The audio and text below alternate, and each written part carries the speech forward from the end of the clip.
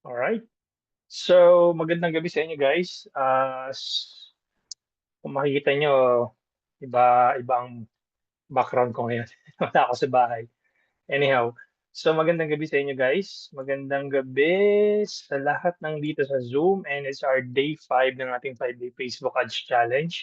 And I'd like to welcome everyone, si Miss Adeline, si EJ, si Miss April, Arn, Geraldine, Irvin, Jean, Jeffrey, yan. So madami na tayo. And wait natin yung iba. Medyo na-late lang tayo ng konti at nahirapan ako mag-setup ng aking um, devices. Nice. All right. So, all good, all good. I'm going to share my screen and ang pag-uusapan natin ngayon guys is about the Facebook Ads Calculator. No? Nasaan na ba yung aking Facebook Ads Calculator? Ito, this one. So, yan. I'm gonna share my screen. Ito lang yung ating ano dito, yan. I'm gonna share my screen and let me know guys if you can see my screen. Yan, mukhang nag-share na. Okay, so as usual, paunahan guys kung sino yung gusto magpa-compute sa industry na meron sila or kung saan kayo belong na industry. Type me in the chat, paunahan. Okay, yun yung unang i-assist ko to compute the ROI. No, ito yung pinaka-importanting lesson sa paggawa ng Facebook ads. Type me in the chat. Wala pa.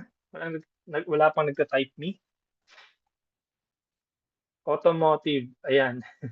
Me sana. But sige, Sir Jeffrey, dahil na ako nag-chat, i-unmute kita. Ayan, automotive daw si Sir Jeffrey. Ayan, go ahead, Sir Jeffrey. You can unmute yourself. Good evening po. Sir, sorry, husband ko po yun, pero ako po talaga to. Okay lang. Sige pa. No Erica problem. po. Sir, sa automotive industry po ako. Sige, automotive industry. Yes, sa sales po ako doon. So, nagbebenta po ako ng kotse. Okay. So, car sales representative po kayo. Correct, apo. Okay, pareho pala tayong pinanggalingan. Car sales rep. Yan. Ganyan. Okay, so if I may ask, ano pong campaign objective ang ginagamit mo? Messaging or engagement? Meron ka ba Actually landing po, page? sir, get more message po talaga yung ginagamit ko before. Ngayon lang po kasi Okay. ako nakapag business suite. Kasi po, yung dating ginagamit ko po, Boost Post lang po. Yung automated ads po. Okay. So, Boost Yun Post po, lang kayo before. dun lang po ako nag-create before. Ang Okay. ginagawa ko po, parang 1,000 per day po yung aming budget, daily budget po. Continuous ad po yung ginagawa ko. Okay, so that's about 30,000 per month if you multiply it in 30 days. Yes po sir, pero hindi ko po siya tinatapos. Usually po, mga 1 week po, then ni-stop ko, then Stop. after a week, opo, saka ko po uli.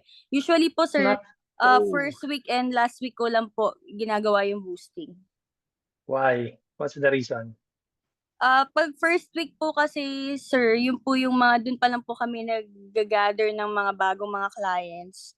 Then pag last week naman, yung mga makukuha ko ng last week, yun po yung magiging benta ko for next month naman po. Okay. Alam mo ba yung pinaka-the best way of doing ads? 24 hours, 7 days a week, 365. Meaning, dapat araw-araw, pagising nila sa umaga, ikaw yung nakikita. Okay po. Okay, pag mananghalian sila, ads mo yung nakikita.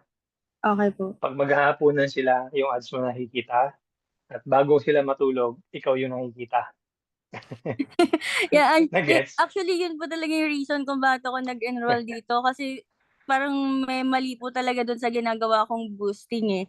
Kaya po naisip ko na sumali po dito sa coaching po ninyo.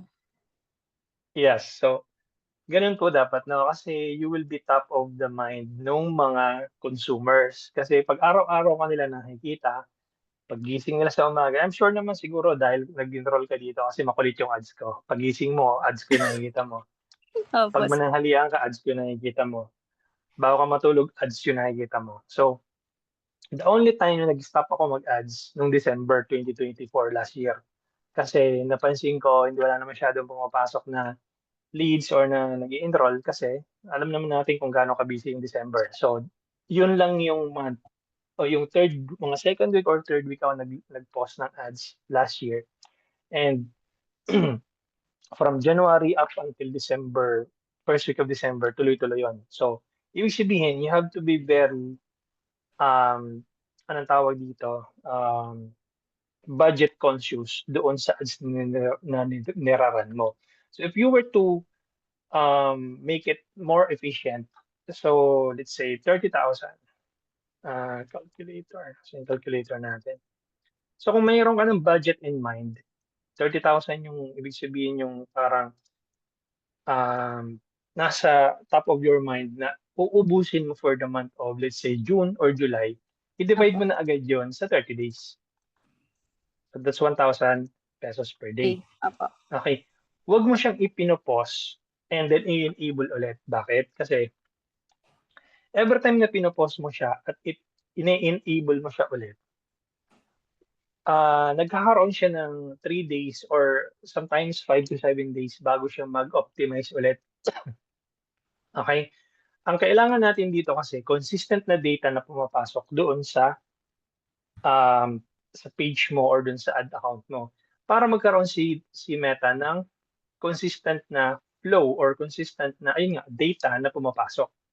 And kung ino-on and off mo yung ads mo, hindi siya anong tawag dito, hindi siya advisable. Although syempre kung talagang wala kang budget, mapipilitan ka talagang i-pause. Pero kung may budget ka naman, ituloy-tuloy mo siya dapat, no? And saktong-sakto yung topic natin tonight kasi ito yung pag-uusapan natin. How to compute or how to calculate your ROI and what's the parang um, ideal budget ba na gagamitin mo moving forward sa mga campaigns mo. Okay ba yun? Yes po. Okay. So, pag-usapan natin, so let's say 30,000, no? So, nag-set ka ng budget 30,000 per month. Ngayon, um, dun sa 30,000 mo na yun, yung CPM mo kasi, di ba? Kung nandito ka nung day 2, na pag-usapan natin how Facebook is charging your budget, no, dun sa ads na pinapakita mo. And ang unang metric na charge sa'yo ni Meta is cost per 1,000 impressions. Okay, you have to understand that. Okay, Yes. yung CPM yung cost per mille or cost per mil, cost per 1,000 impressions. Kung charge ka ni Meta ng 40 pesos, let's say for example, kasi depende to sa presyo, kung anong campaign objective ang ginagamit mo. Normally, kapag engagement or messaging campaign, naglalaro yun sa mga 25 pesos, 40 pesos, or sometimes, basta in between yan, yung cost per 1,000 impressions na yan. Let's hypothetically say na 40 pesos yung charge sa'yo ni Meta ng per 1,000 impressions. Yung 30,000 pesos mo, makakapag-generate yan ng about 750,000 impressions. May auto-compute na yan. Ayan siya, oh. Auto-compute. So, you have to check yung CPM, yung average CPM. Ibig sabihin yung total dun sa Ads Manager, wag yung per campaign. So, yung total ang i-check mo. Ngayon, sa 750,000 na yun, by the way guys, yung formula nilagay ko na dito sa column E ha. So, B1 divided by B4 times C4. Okay, just in case lang na hindi nyo alam yung formula. Actually, makikita nyo yan dito sa website ko. Punta lang kayo ng website ko and then punta kayo ng forum. No, tapos type nyo lang dito sa search bar, calculator. Calculator. Okay, and then check mo yan, and then click mo tong download, or meron ding link sa baba. Ito, click mo to. Pag click mo yung download, mapupunta ka dun sa calculator. Ngayon, hindi mo to ma-edit. Ang gawin mo is click mo tong file, tapos make a copy. No, ika-copy mo para mapunta dun sa Google Drive mo mismo. Okay, so paano ba siya gamitin? No, ituturo ko sa inyo paano siya gamitin. Ngayon, balik tayo dito. So 30,000 yung total ad spend mo. Halimbawa lang from June 1 to June 30, or may 31 ba tayo? So naubos mo yung 30,000.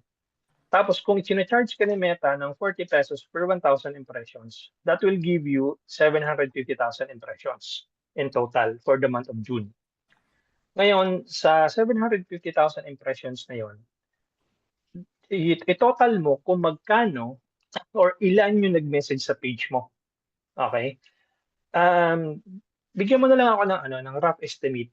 No, per day ba ilang messages ang pumapasok? 10 to 20 po. 10 to 20. So Per sabihin day. natin mga 15 na lang para kumbaga at least nasa gitna. Times 30 days, more or less. Kung tinuloy-tuloy mo yan, mga 450 messages yan. Okay? Apo. 450 messages. So, ibig sabihin nun, if you do the math, 30,000 divided by 450 messages, ang cost per message mo is about 66.67. Okay? Ganito lang siya. So, 30,000 divided by 450 messages, that's 66.67. Nag-round up na kasi siya. So, ngayon, ideally, doon sa 450 messages na pumasok doon sa page mo, kailangan magkaroon ka doon ng at least 2% na conversion rate. Meaning, at least 2% ng 450 na nag-message doon sa page mo. Kasi hindi naman lahat yung bibili sa'yo eh. Niwala ka. Yung lahat nung nag-inquire na yan, hindi naman bibili sa'yo lahat yan. So 450 messages times 2%, that's about 9 customers or clients. No? Ngayon, alam naman natin na sa ganyang line of business na anong tawag dito, pagbebenta ng sasakyan, malamang masaya ka na makabenta ka makakuha ka ng tatlong client yan, happy na yun, di ba? Yes. So let's be realistic. Instead of 9 yung pumasok na clients or yung na-convert mo na client, realistically speaking, siguro sabihin natin 4 na lang. Happy na tayo diyan, 'di ba? Galing ako diyan sa linya na 'yan eh. Yes. Ngayon, ilan yung average commission mo per client? Siyempre hindi naman pare-pareho 'yan. Pero bigyan mo na lang ako ng number na posible nakikita mo in your mind. Pag po mga financing in-house transaction, around 30 to 40 po. 30 to 40,000. Sabihin natin mga 35. Di ba? 35,000. Sabihin natin itong apat na to, puro in-house financing to. No? Yes. So, happy tayo dyan dahil in-house. Hindi siya bang PO. Di Opo. ba? So, ngayon, ibig sabihin, yung 4 na kliyente mo na yon, nagka-commission ka ng 35,000 each on the average, it will give you a total commission of 140,000 pesos. Okay? Yes. If you do the math, 140,000 pesos divided by 30,000 total ads, that's 4.67. Okay? 140,000 divided by 30,000, that's about 4.67 ROAS, return on ad spend. Okay. Now, ang customer acquisition cost mo is 7,500. Ibig sabihin, this is the amount na binayad mo kay Meta to acquire one customer. Okay? Ganito siya kino-compute. So, anong tawag dito?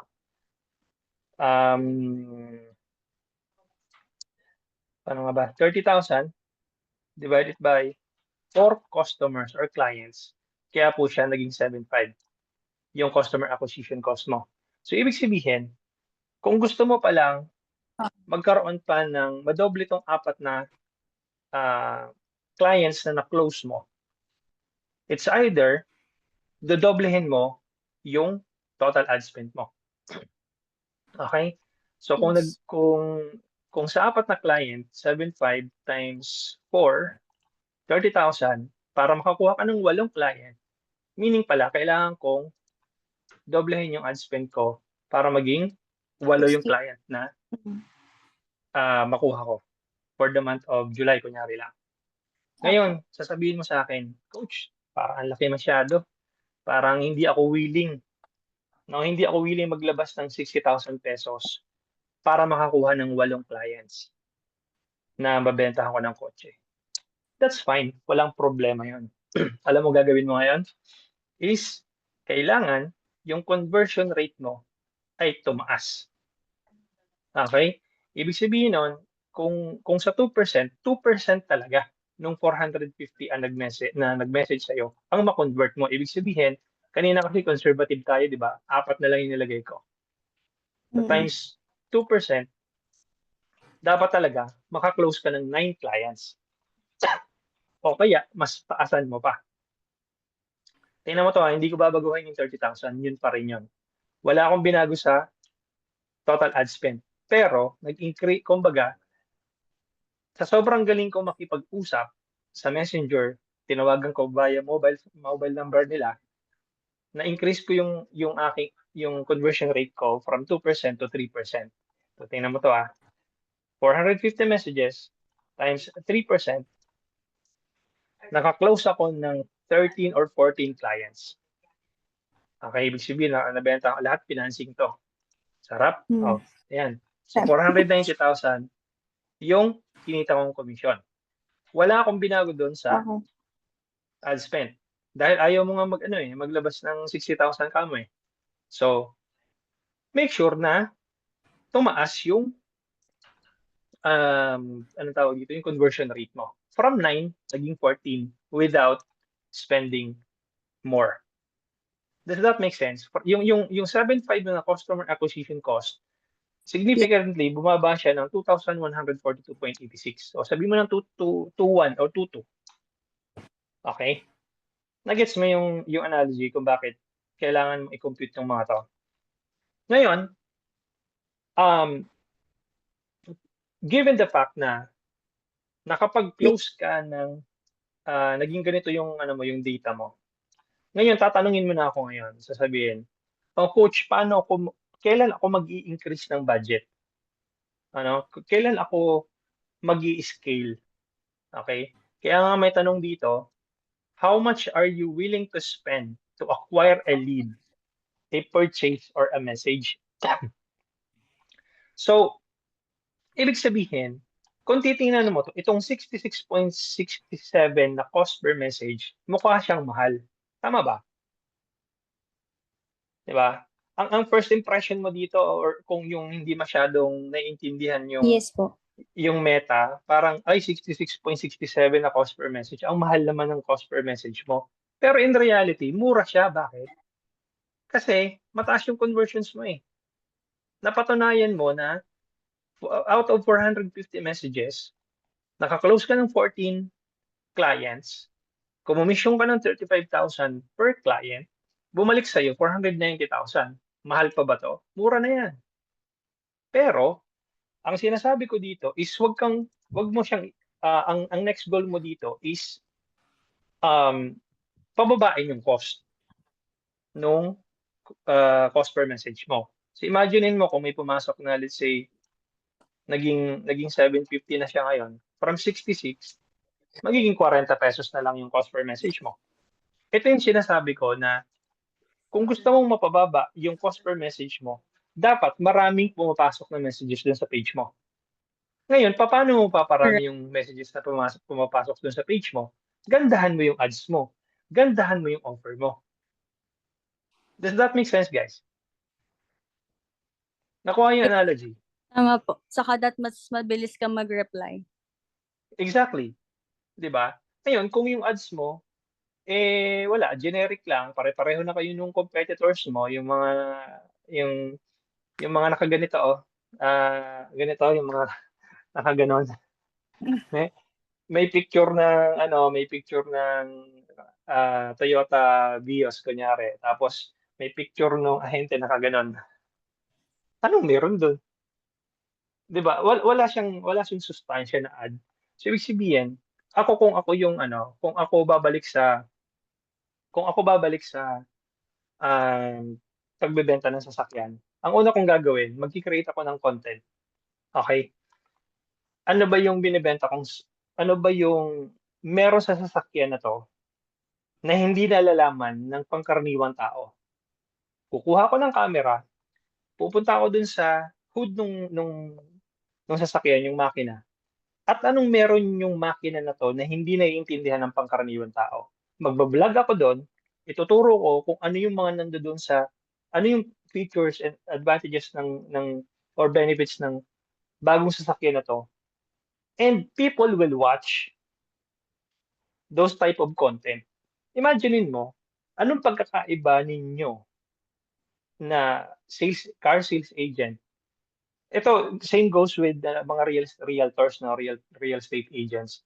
Ang dami ko nakikita mga ads na nakaganon. I'm not trying to I'm not trying to belittle your ads, but tanggalin na natin 'yun. Iwasan na natin yung mga ads kasi pare-pareho na kayo. Imagine niyo hindi lang naman kayo nagro-run ng ads. Again, kung ako babalik sa automotive industry, kukuha ko ng camera, i-highlight ko yung mga benefits nung makina. Pangalawa, pupunta ako dun sa loob. Anong meron dun sa interior na yun na kailangan lang matutunan? No, ano yung mga bagong technology na na-install dun sa bagong Toyota Vios, kunyari lang, 'di ba? Anong bago doon sa uh, anong tawag dito sa monitor? No, i-discuss ko lahat 'yun sa vlog ko. Ganun type ng content ang gagawin ko pag nag-ads ako para papanoorin ako nung target audience ko, may value akong binibigay sa kanila para ma-build ko yung trust nung anong tawag dito, nung mga target audience ko. By the time na nag-decide sila na, okay, bibili na ako ng kotse, ikaw ang una nilang maiisip, di ba? And let's say, for example, napanood nila yung ads mo January.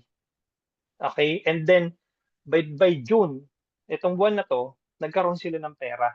No, nagpadala si Mrs. sa abroad or si Mr. sa abroad, yung anak nila nagpadala sa abroad, nagkaroon sila ng pang-down. Sino ba ang una nilang maisip?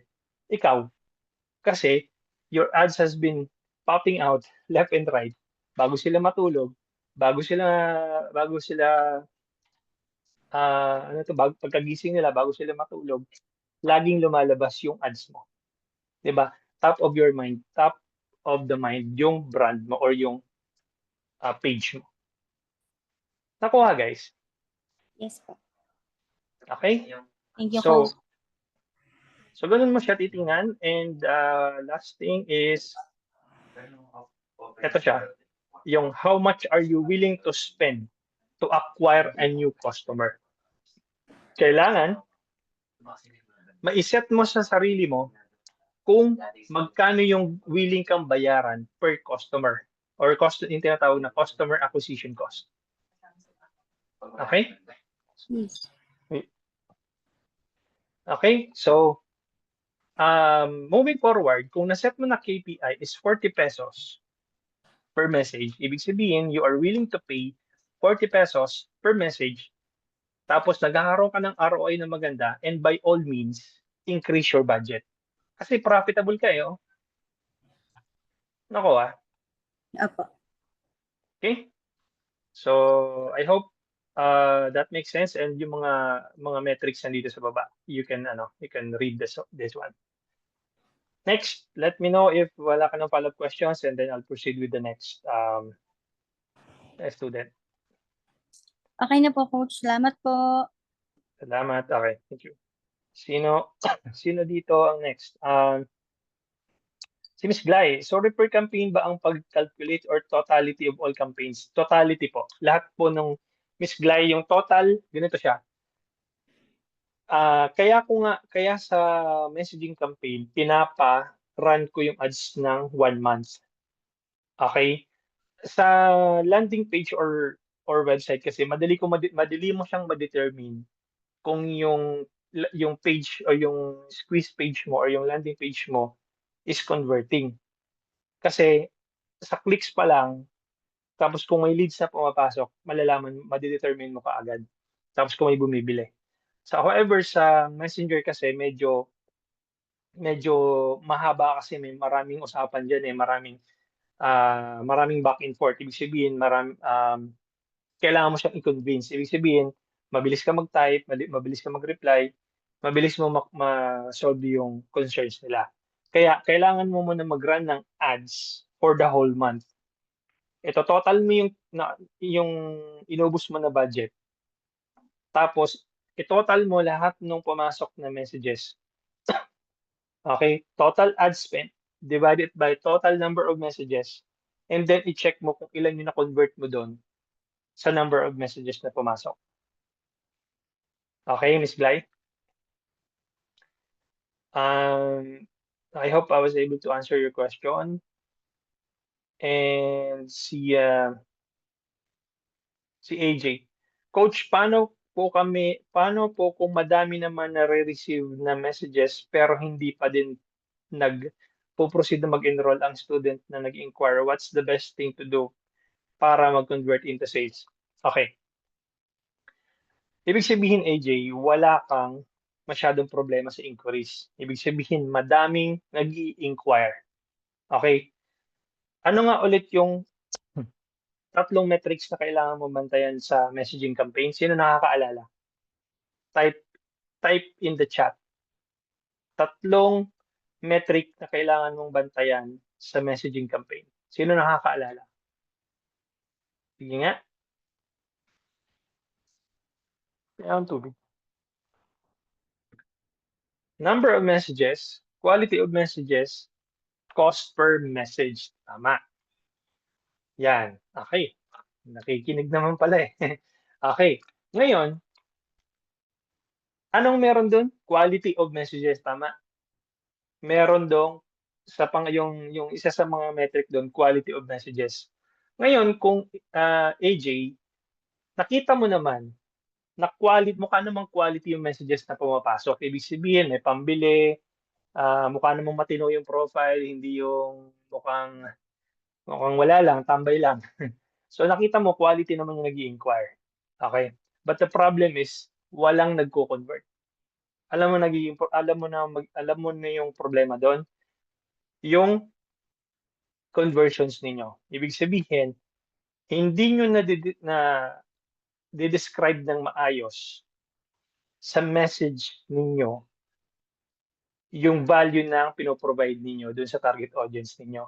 Ibig sabihin, hindi sila nakukonvince doon sa product or doon sa services ninyo. Or kung, again, when you say enroll, nagbebenta ka ba ng course? Diba? So, ibig sabihin nun, kaya walang nag-enroll doon sa course kasi hindi nila naiintindihan yung binibili nila o yung ini-enrollan nila. Okay, parang meron pa ring kailangan i-solve na problema or na question. Kaya nga sila nag-i-inquire eh. Kaya sila nag-i-inquire kasi marami pa silang questions on top of their mind na hindi pa nasasagot doon sa ads mo. And that's the reason why they are sending you guys a message. And minsan kahit nga, di ba, may presyo na yung ads natin, tatanungin pa how much. Di ba? Kasi ganun tayo mga Pinoy eh. There's a study na nakalimutan ko yung term nila pero parang ah, may sinabi dun eh na nakakabasa yung mga Pinoy pero hindi nila naiintindihan yung binabasa nila. Di ba? Um, Na-post ko minsan yan sa sa Facebook profile ko, but to make it short, nakakabasa yung Pinoy pero hindi nila naiintindihan yung binabasa nila. So as a business owner na nagrara ng ads, pag hindi mo nasagot ng maayos yung inquiry nila, more or less hindi mo sila mako-convert into a customer.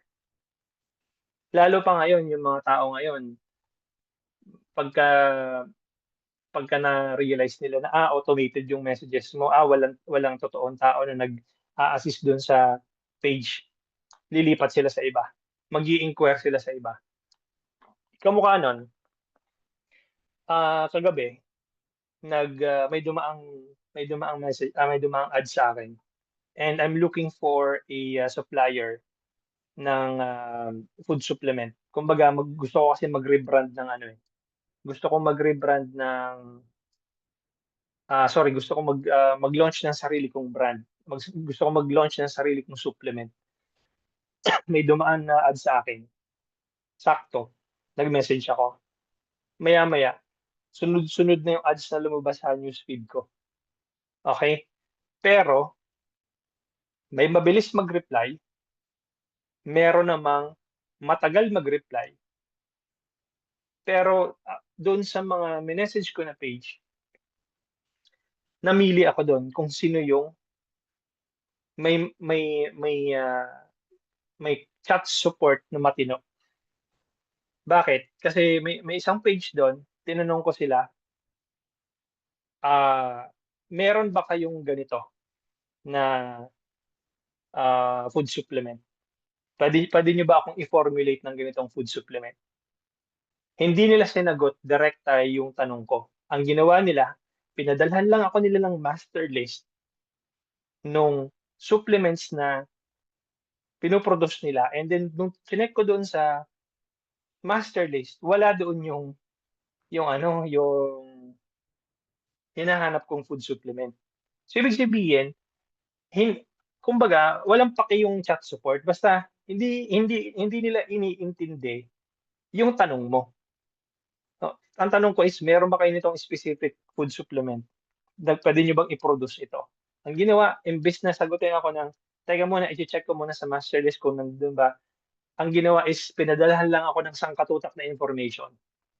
So, ikaw as a consumer, matutuwa ka ba na instead na sagutin yung tanong mo, binomba ka ng maraming ano, I'm sure na-experience ninyo 'to, na instead na sagutin yung tanong ninyo, basta pinadalhan lang kayo ng mga screenshot or ng mga template, et cetera. Hindi kayo in-assist as customer.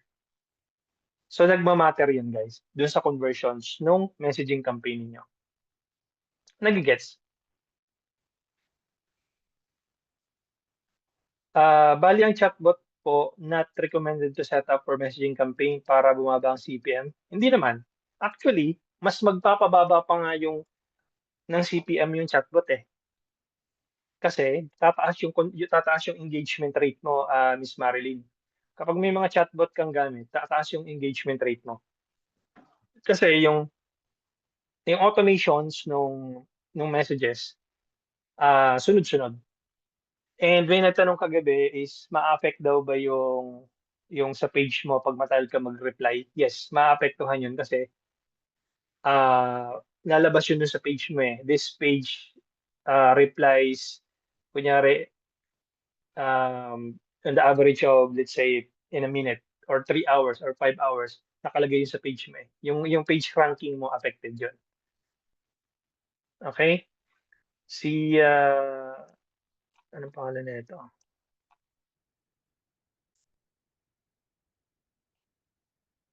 Si Via. Paano po kaya 'pag 'di sila nagre-reply, sinisin lang po ang mga messages? Okey lang po kaya na kulitin namin para mag-avail po sila or ma-close yung deal? Ano po masa-suggest para ma-open po yung conversation at mag-response po? Salamat po. By the way po, one of our services is nag-o-offer kami ng online courses. Okey, um, yes, kailangan mo silang, kulitin, okey? Miss Via, ang pera ay nasa follow-up. Ang pera ay nasa pangungulit. Subukan mo magbenta ng life insurance, 'no? Ako nagbenta ako ng life insurance before. Nakabenta naman ako. Kaya lang sa dami sa dami ng pangungulit, sa dami ng follow-up ang ginawa ko para lang ma-convert yung client. na bumili ng insurance. Kasi isipin mo, nag-ads, kunyari, ganito na lang yan eh. Nagbebenta ka ng insurance, kunyari, tapos nasabi mo dun sa prospect mo na, "Uy, mare, may nagbebenta ako ng insurance kapag ka, ano, baka gusto mong i-presentan kita kung kailangan mo ng ano, gusto mo presentan kita, o di pumunta na kayo sa presentation, na presentan mo talaga. Okay, ibig sabihin, half sold na siya. Naiintindihan niya na yung binibenta mong insurance. Okay? Ngayon, ang parang determining factor para ma-close mo yung deal na yon, mabentahan mo siya ng insurance, is yung asawa niya nasa abroad na magpapadala ng pambayad ng premium ng insurance. Pero dahil hindi ka nangungulit, no, napresentan mo lang siya. Okay, parang sa ads, na-present mo na yung solution dun sa problema nila, na-present mo na yung ads sa kanila, na dahil kinilik nila, pinanood nila yung ads mo, nag-follow up ka dun sa, hindi, nakita yung ads mo, nag-inquire sila, pero after that, wala na. Hindi mo na sila pinalo up. Tingin mo ba mako-convert mo yun? Di ba hindi? So sa totoong buhay, gano'n din po nagwo-work. Kung ano man yung binebenta mo sa totoong buhay, yung in-person na presentation, gano'n din po sa online. Kailangan mai-present mo sa kanila yung product mo, para saan ba 'tong product mo, how can it solve, paano masosolusyunan yung problema nila, 'no, using your products or using your services. Does that make sense? Jeffrey, mas okay po ba auto-reply para mas mababa pa maging, yes, nasagot ko na 'to kay Miss Marilyn. Okay? Sino pa gusto magpa-compute? Type me in the chat.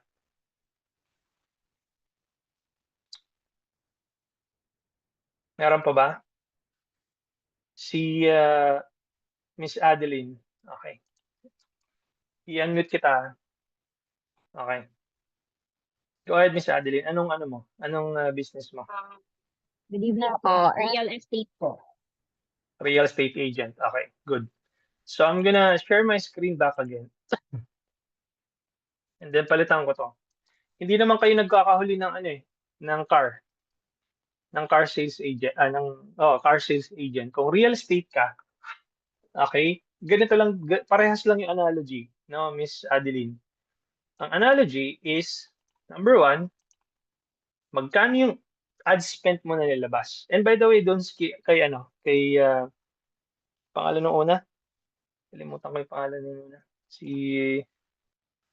Yung kanina sa car sales, Jeffrey, pero yung misis yata yung sumagot. So, ganito, no, balikan ko yung kay Jeffrey kanina, yung which is yung misis mo yung sumagot. So, 'di ba, ganitong scenario, nag-positive ka, 'di ba? Ibig sabihin, positive yung ROI mo, yung revenue mo. Ibig sabihin nun, provided na ganito kunyari yung nangyari, naglabas ka ng 30,000, tapos bumalik sa'yo 400 o kulang-kulang kalahating milyon. Ang gagawin mo diyan is kung pumitas ka na diyan ng, sabihin mo ng 20%, no? 490,000 times, sabihin natin 20%, that's about 98,000. Sabihin mo ng 100,000. Okay, i-round off na natin. Ibig sabihin nun, ito na yung ipapatong mo dun sa initial na budget mo nung last month. Kasi may last month ka, 30,000, di ba? Tapos, dahil kumita ka naman dun sa revenue mo na yon, dun sa commission mo na yon, o di ang gagawin mo na dun, para mangyari nito, 30,000 plus 100,000. Okay, ito na yung total ad spend mo for the month of July. Okay, ibig sabihin nun, it's up to you kung magkano ilang percent yung pipitasin mo doon. Ilan yung doon sa 490,000 na kinommission mo. Wag mo siyang i-consider as parang kumbaga ano ka na, one day millionaire ka na. Ubusin natin 'to, bili tayo ng ito, bili tayo ng ganyan. Tapos hindi mo kinonsider yung total yung budget mo for next month, 'di ba? So, it's up to you kung 490,000 kuha ka lang diyan ng sabihin mo na lang ano nga, mga 5% na nga lang puwede na, eh. 5% of that 25,000 sabihin mo na, plus 30,000. Oh, total budget mo for the month of July 55,000 is up to you. Gano'n din sa real estate, Miss, pangalan nito, Miss, Adeline. No, sa real estate parehong-pareho lang 'yan. Maglabas ka ng 30,000, okey, kung magkano man yung CPM na china-charge sa'yo ni Meta, ilan yung nag-message, no? Sabihin nating 450 yung nag-message, o di 66.67. Sa 450 na 'yan, no, ilan yung na-convert mong client o sabihin na lang natin, worst comes to worst, isang isang client na lang yung na-convert mo, 'di ba? Kasi ang nire-require ko at least 2%, 'di ba? So dapat kung 450 yung nag-message dun sa page mo, at least 2% nun, makakapag-convert ka man lang ng 10 customers or 10 client. Pero sige, pagpalagay na natin na isa na lang talaga yung na-close mo. Eh, kumomisyon ka ng 150,000 sa real estate. Alam natin malaki yan talagang komisyon diyan. Oh, 'di ba may 5x ROAS ka? Eh, no? 'Di ba positive yung revenue mo, positive yung ROI mo. Ibig sabihin ang customer acquisition cost mo is 30,000 pesos because it would cost you 30,000 pesos to acquire this client or this customer. Okay? So, ano ang ideal cost mo per message? That's about 66.67. O mas maganda, mapaganda mo yung ads mo para mas marami yung mag-i-inquire. So, from 66.67 na cost per message, imaginein mo, may mag-message na total of 750 messages. O di from 66, bumaba yung cost mo to 40 pesos. O sabihin na natin, 1,000 yung messages na pumasok for the month of June. O ayan, 30 pesos na lang siya. O ang possibility mo na makakapag-convert yan, eh baka sa isa, makakonvert ka na ng 3. O with an average commission na 150,000, o di halos kalahating milyon yun or 150,000.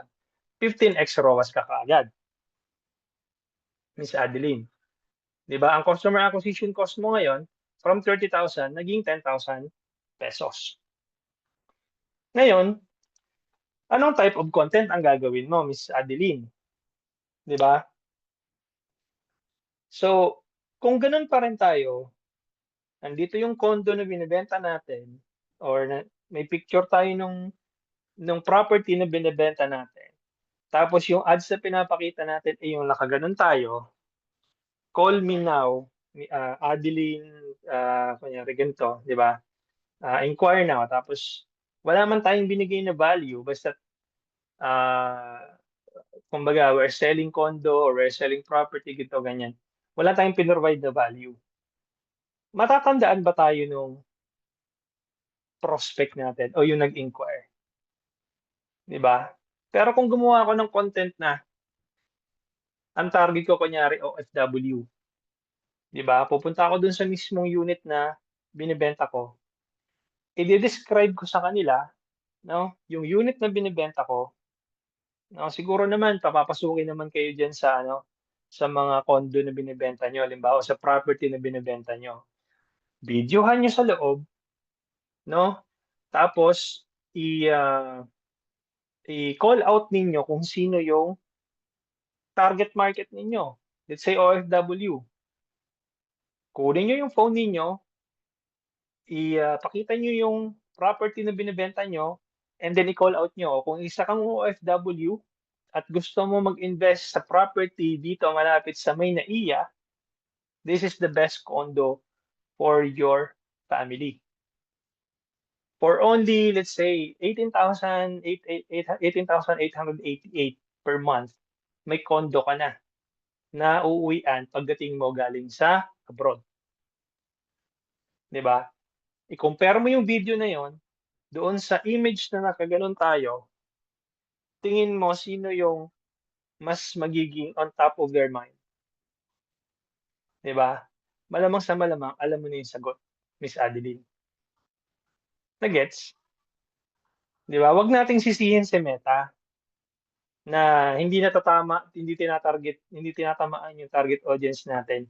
Malamang sa malamang, tayo may problema. Unang-una, hindi natin nasasagot ng maayos.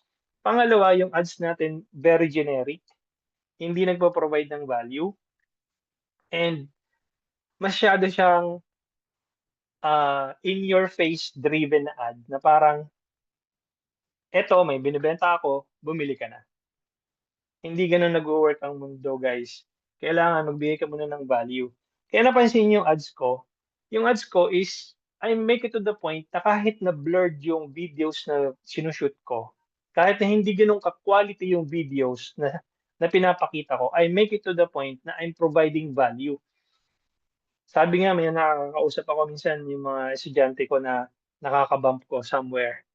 "Coach, yung ads mo parang tinuturo mo na talaga lahat dun." Sabi ko, "Gano'n talaga, para mapansin ako." 'Di ba?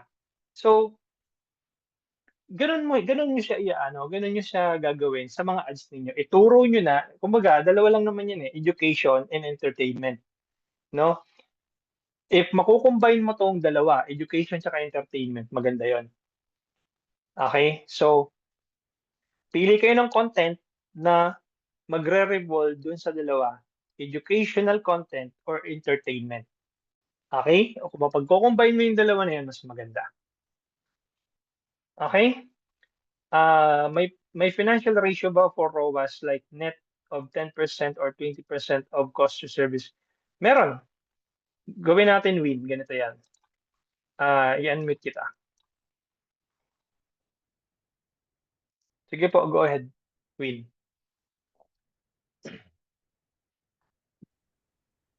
Hello. Yes po. Yeah. Though actually I got naman yung point mo about computation. Mm, Though baka may ma-recommend ka lang. I'm trying also to generate sa AI, baka ma-confirm naman niya. But then kasi if you're just selling kunyari yung sa'yo, I'm not sure with your other expenses.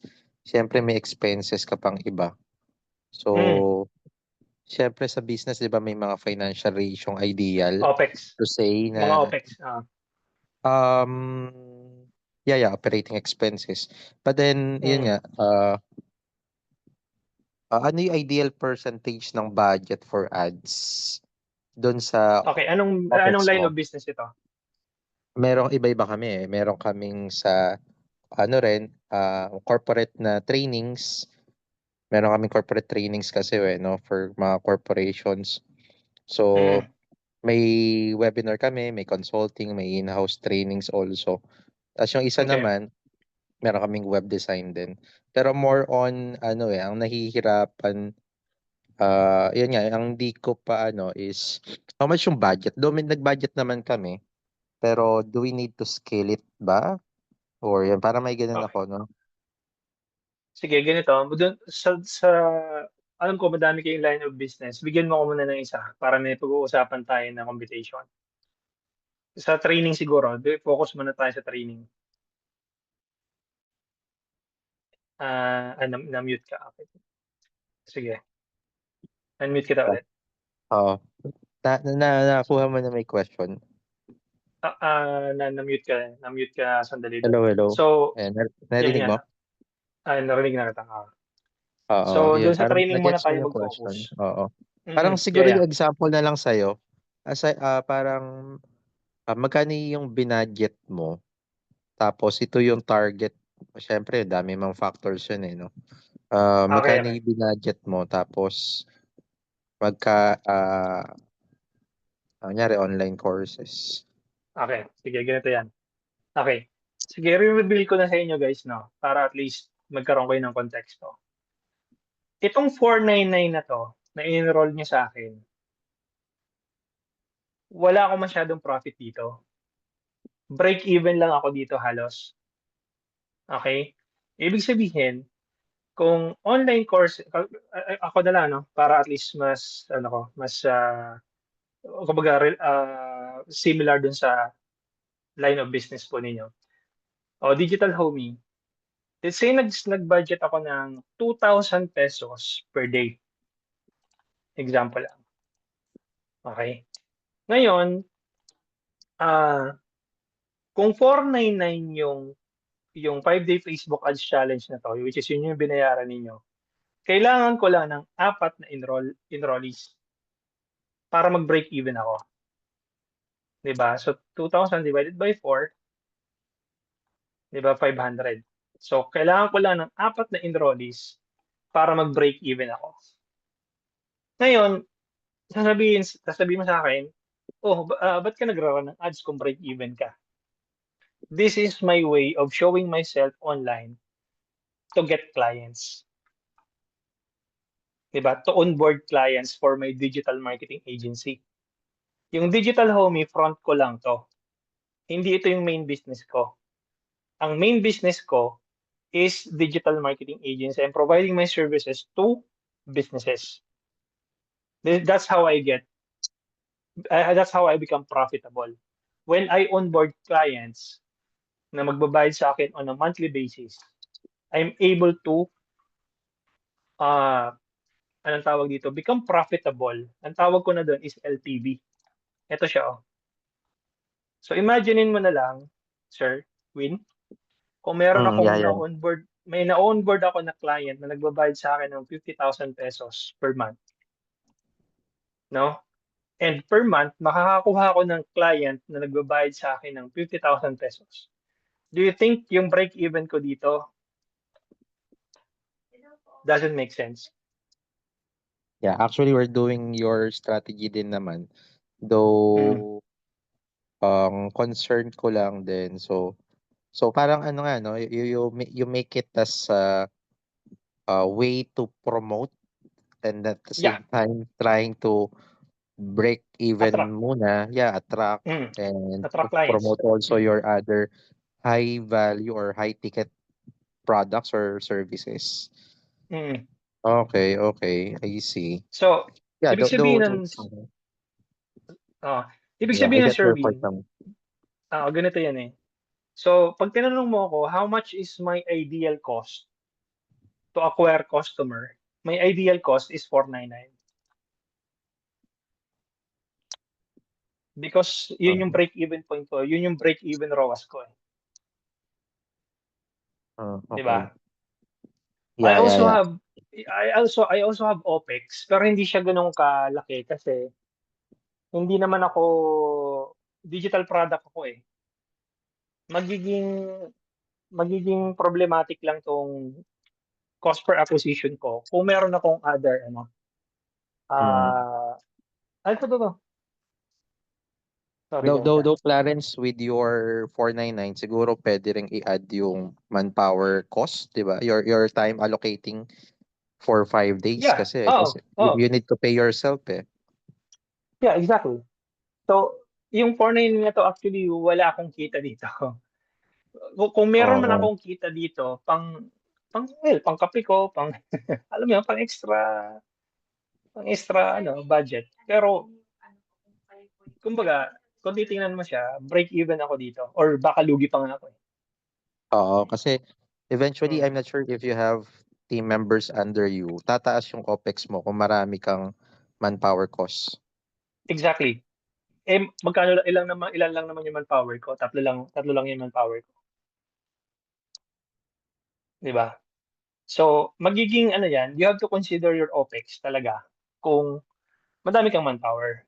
So, you have to calculate. Ito, makakatulong na sa'yo 'to. Ito nga yung may question dito eh. How much are you willing to spend to acquire a new customer? 'Di ba? I'll give you guys an idea.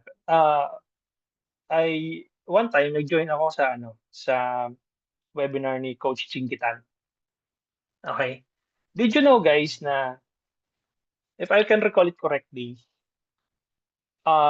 yung mga libro niya sa National Bookstore, if I can recall it correctly, parang 60% yung napupunta sa National Bookstore. And if you do the math, halos wala siyang kinikita or baka negative pa siya or sabi mo ng break even na lang.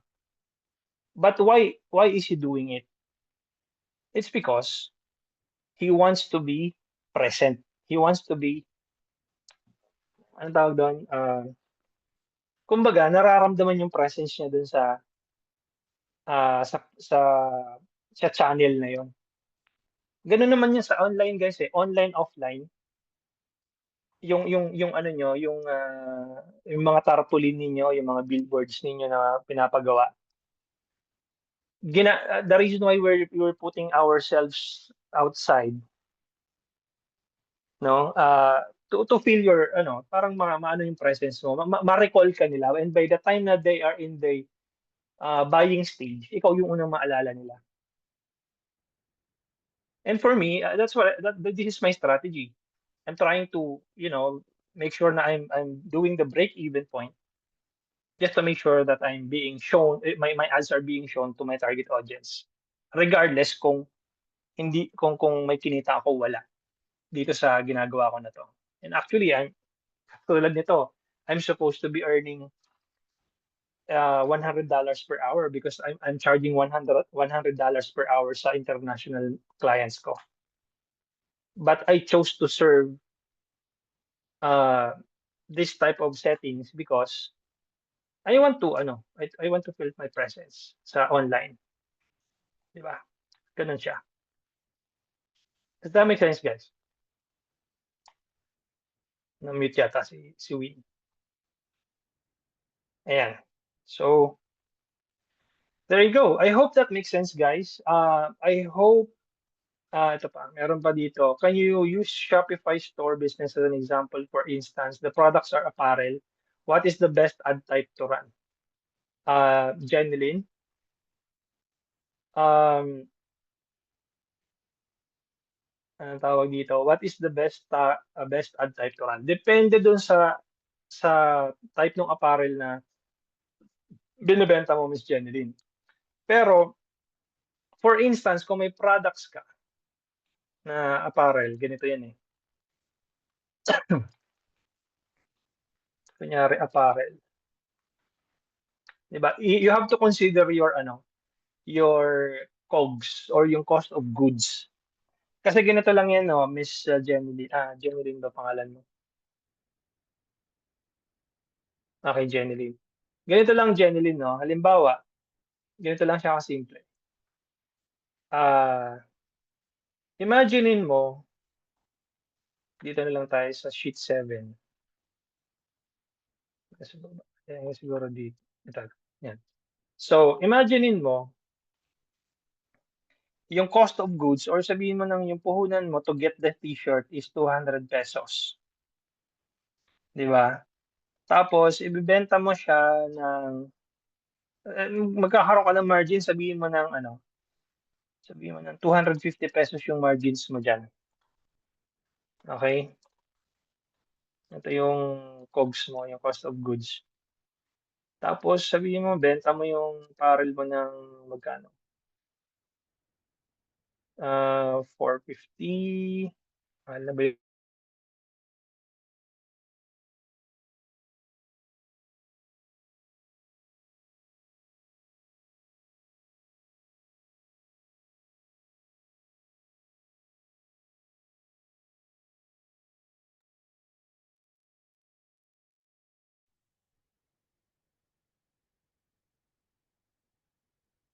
Hello guys, namatay yung namatay yung, teka lang namatay yung mobile ko. Naririnig niyo ako guys? Type yes in the chat. Check. Okay. So, okay. Sorry, namatay yung yung cellphone ko dito sa gilid. Ganito guys, no, share ako ng screen. So, kunyari, yun nga, 200 pesos yung cost of shirt mo, yung apparel. Tapos yung margin mo dun is 350 pesos. So, you're gonna be selling it for about, let's say, 550 pesos. Sabihin mo ng 400 yung margin mo dito. Kasi mahal naman na masyado kung ano, no? 800 na apparel. Depende sa branding mo, yan. So, sabihin natin ito na yung pinaka-selling price mo, yung SRP. Okay? Ngayon, kung ang customer acquisition cost mo is 600 pesos. Okay, yung CAC mo is 600 pesos. Do you think magiging profitable ka? 'Di ba? Tingin mo pa lang negative ka na kaagad eh. 'Di ba kasi ang margin mo 400. So dapat doon ang customer acquisition cost mo mga 100 pesos man lang. 'Di ba? Para kahit papaano may 300 ka doon. Eh siyempre may OPEX ka pa. Baka hindi lang 'yun yung pinakaano mo, pinaka-margin mo. Did you get the point, guys? Unless otherwise, kung ang customer acquisition cost mo ay 600 pesos, pero every month bumibili siya ng isang t-shirt sa'yo, kunyari ganito, yan yung lifetime value, di ba? Ayan oh, lifetime value per customer. Kung bumibili siya ng worth 600 pesos sa'yo every month, o in the next 12 months, may 7,200 na ano, na average order value or yung lifetime value per customer. Pero imposible naman na every month bibili siya sa'yo ng apparel or ng t-shirt. Eh ako kung bumili lang ako ng t-shirt, baka sa loob ng 3 buwan baka wala pa eh, or isang beses lang. Unless otherwise, I'm selling a supplement. Kaya nga kagabi, sabi ko magbebenta ako ng supplement para kahit mag-break even ako dito sa customer acquisition cost ko, if that person will buy continuously every month or sabihin mo na every other month, ang lifetime value ng customer na yon tataas over time. Make sense? Nakuha, Miss Jeneline.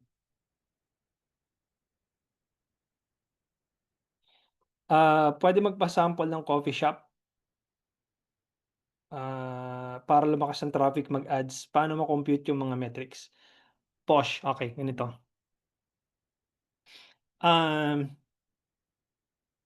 Ang strategy na gawin mo dito, Posh, is mag-run ka ng ads, tapos mamigay ka ng coupon. Okay? Ang gagawin mo is, kunyari, ganito yung strategy. Avail this free cappuccino, kunyari lang. Or get this free cappuccino, just present this coupon when you arrive dun sa store ng yung coffee shop na yun. Okay? Yes, yung coffee na yung cappuccino na yun, free. Kumbaga, at cost yun, ibig sabihin, lugi agad yung coffee shop eh. Kasi, namigay kayo agad ng free cappuccino. Pero on the other hand, the positive side, naka-acquire kayo ng bagong customer. Okay? Nung kailan ba yun? 2 days ago, dumaan sa akin yung ads ng Temo. Okay? I'm not sure, ano lang yung ano. Paki-charge mo nga itong ano, cellphone ko. Dumaan sa akin yung ads ng Temo. Ngayon, doon sa ads ng Temo, nakalagay doon, ang presyo ng sapatos is 84 pesos. Okay? So ako naman, napa-stop talaga ako dun sa ano niya, sa ads ng Temo. Kasi imaginein mo 84 pesos yung sa presyo ng sapatos. Pero nakalagay doon sa image nung ano, sa ad nila, for new app users only. Ibig sabihin kung bagong app user ka ng Temo, makukuha mo yung deal na yon na 84 pesos na sapatos. So ako naman, napa-opt-in ako. Ibig sabihin, nag-sign up ako ng information ko, ng pangalan ko, ng email ko, mobile number ko, and then na-download ko yung app. But here's the catch. Bago mo pala ma-check out yung product, may minimum order ka na 1,300 pesos. Totoo naman, 84 pesos yung sapatos talaga. Okay, pag pumunta ka dun sa product page, pag tinignan mo yung presyo, talaga namang 84 pesos. Pero yung catch doon is kailangan may minimum order ka na 1,300 pesos. Ngayon, regardless man kung i-check out ko yun or hindi, okay, sabihin ko, ay, bogus naman to. Hindi naman pala totoo na 84 pesos. Pag check out ko, kailangan pala ng minimum purchase of 1,300 pesos. Pero kahit na hindi ako nag-purchase, na-capture nila yung information ko. Na-achieve nila yung goal nila to acquire new app users. Do you get my point? The same way, the same strategy na ang pwede mong gawin, Posh, doon sa coffee business na hinahandle mo. Or kung sa'yo man yan, run ka ng ads, ilagay mo doon, claim your free cappuccino. Or whatever, claim your free cafe latte. Just present this coupon na ibibigay ko sa'yo via email or via messenger, and you'll have your free cappuccino already. Pagdating mo doon, present, ito na yung cappuccino mo. And I'm sure pagdating niyan doon, hindi lang naman yun yung cappuccino ang purpose niya. Pag nakita doon na may nagbebenta kayo ng cakes or ng sweets or whatever na doon sa coffee shop, I'm sure bibili yun. 'Di ba? And for that strategy, naka-acquire ka ng bagong customer for cappuccino only. For one cappuccino only, nakakapag-acquire ka ng bagong customer. Nakuha mo yung email niya, nakuha mo yung mobile number niya, and by that time na, by the next time na magpo-promote ka ulit nung coffee shop mo, o di, pwede mo na silang i-email, pwede mo na silang i-message, di ba? Ang daming paraan, guys. You get the point? Di ba?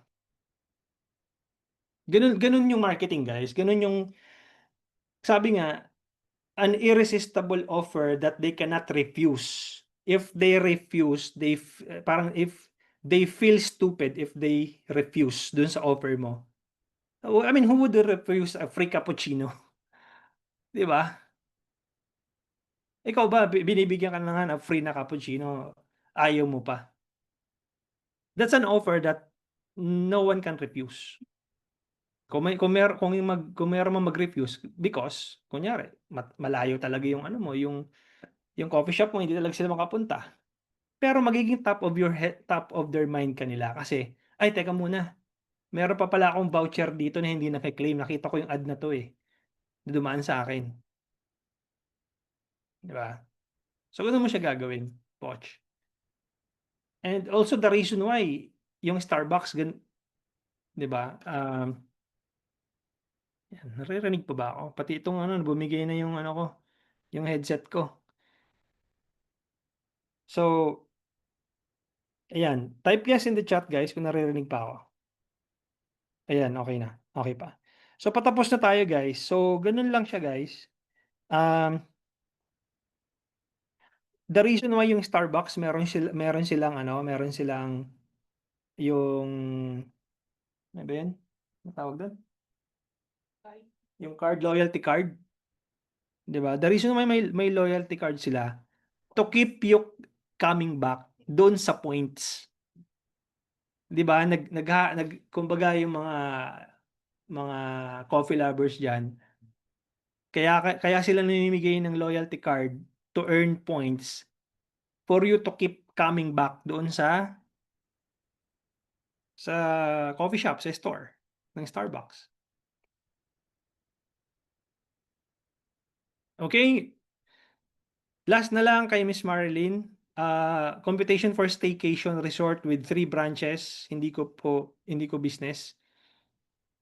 Okay, so overtime na tayo ngayon, but sige. Staycation, magkano, Miss Marilyn, pwede kitang i-unmute, wait a second. Sige, unmute ka, Miss Marilyn. Good evening po. Bali ano po siya, may 3 branches siya. Eh. Tapos Sorry, pakiulit na naka-mute yung Yeah. ano eh. Ano may yan? may 3 po yung branches niya. Okay. Tapos pwede ba siyang mag-run for each branch ng ano ng ads? Okay lang po ba 'yun? Ilan ba yung page nilang nung branches na yon? Pinaghiwa-hiwalay din po 3 po. 3 pages din. Pwede. I-run nyo siya ng magkakahiwalay na ad account. Di ba? Tinuruan ko kayo mag-create ng Opo. ad account. So, bawat branch, meron siyang sariling ad account. Para ma-compute ninyo yung total expenses per branch. Di ba? Pero isang ano lang po, isang business profile? Oo, isang business profile. Kasi ganito yan, Miss Marilyn. Kung pag-iisahin nyo yan, tapos labo-labo, hindi nyo alam kung sinong branch yung nagkakaroon ng positive ROI, hindi bird's eye view yung ano nyo, yung anong tawag dito, yung understanding nyo dun sa sa business. Kung pinaghalo nyo yung 3 branches in one ad account, tapos pag nag-accounting kayo, yes, sasabihin natin, halimbawa, end of the month, mag-uusap-usap tayo. Yes, we're profitable. Actually, we're able to get, let's say, 10x ROAS. Pero in reality, isang branch lang pala yung nagbibigay ng negosyo sa inyo. Yung 2 branch nangungulelat. Nakuha mo yung point? Opo. So, you have to create 3 separate ad accounts per branch. So that pag nag-compute ka ng ROAS doon, alam mo agad kung alin dun sa branches na yon yung nahuhuli, yung nauuna, o nagkakaroon ng ROI. So let's say one branch muna tayo, staycation, di ba? Opo. Ngayon, magkano na yung total ad spend nyo per month, average? 60 to 80, mga ganun po. 60,000. Sabihin natin mga Opo. 65. Okay? Depende yon sa CPM na kina-charge sa inyo ng Meta. So ngayon, average messages na pumapasok nyo per day, rough estimate mo.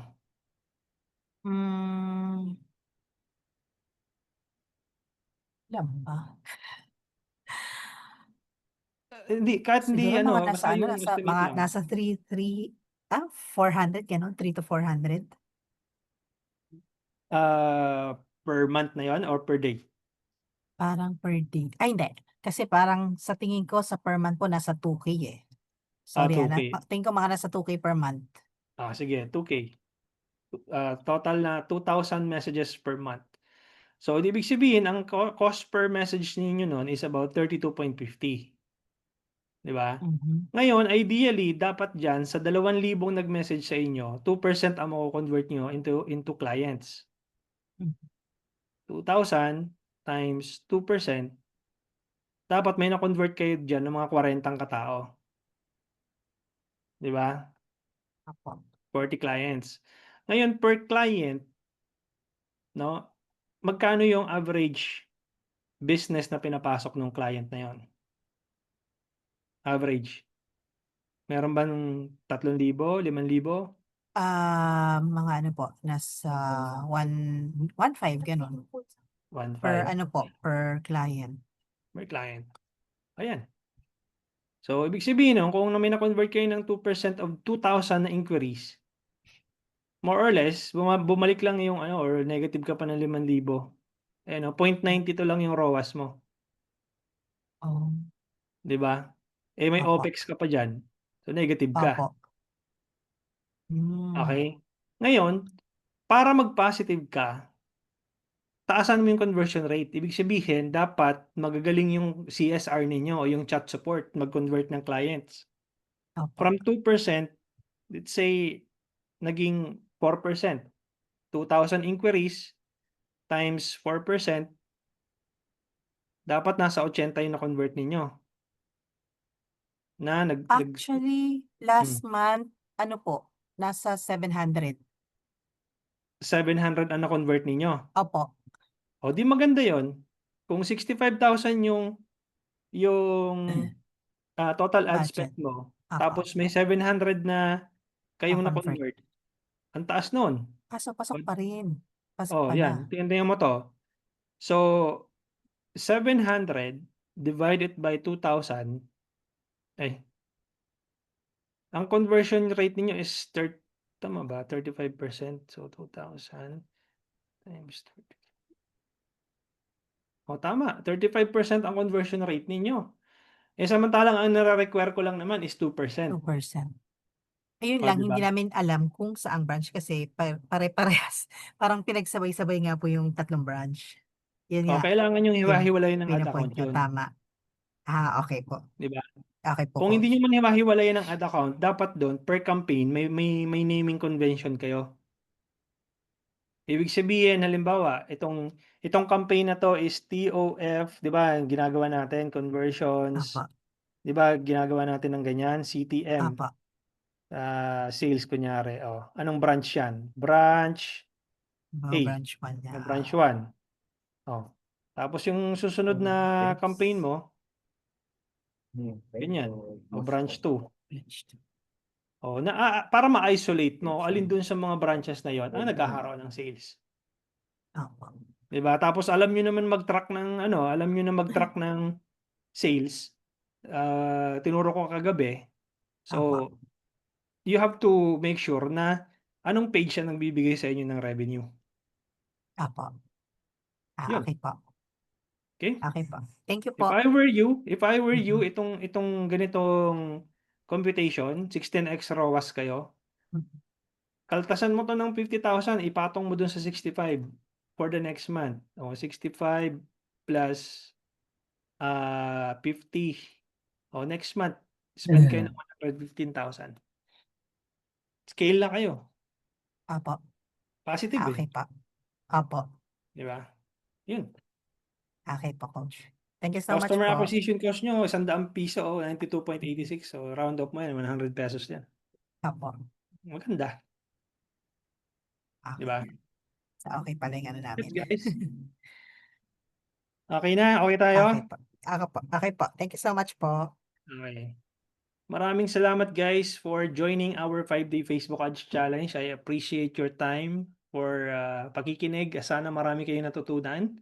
And I will be sending you guys an email. And parate naman guys kung nag-enjoy ba kayo. Marami kayong natutunan.